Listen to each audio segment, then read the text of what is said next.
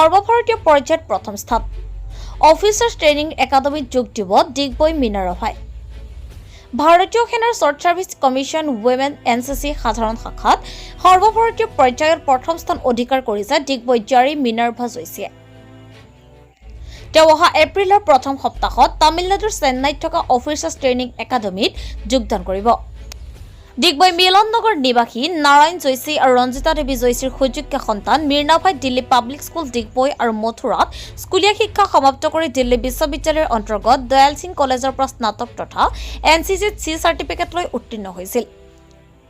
নিজৰ জীয়াৰী সাফল্যৰ সন্দৰ্ভত পিতৃ নাৰায়ণ জৈশীয়ে কয় ২০,০০০ পৰীক্ষাৰ্থীৰ ভিতৰত সৰ্বভাৰতীয় পৰ্যায়ত মীনাভাই প্ৰথম স্থান লাভ কৰি ডিগবৈৰ লগতে অসমলৈ গৌৰৱ কঢ়িয়াই অনাত অস্বাভাৱিকতে তেওঁ উৎফুল্লিত হৈ পৰিছে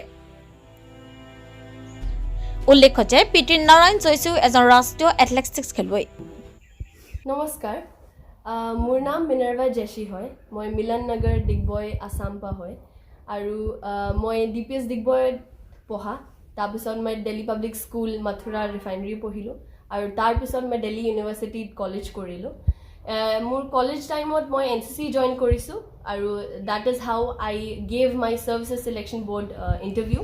and in the NCC special entry 53rd course my all India rank 1 ahilu and I'm very honored that I'll soon be joining Officers Training Academy Chennai. My one message for the youth and for my juniors, my batchmates, everybody is that never give up and hetu hoy you should always be eager, you should always be eager to learn and have the curiosity to know and follow your dreams, follow your interest, always participate in whatever wherever you have interest in, be sports, extracurricular activities,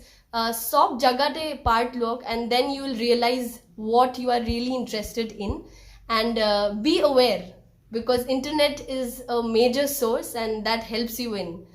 So I am very grateful for where am I right now and I will give my best wherever I go ahead. News Desk Report, Assam Green Valley News.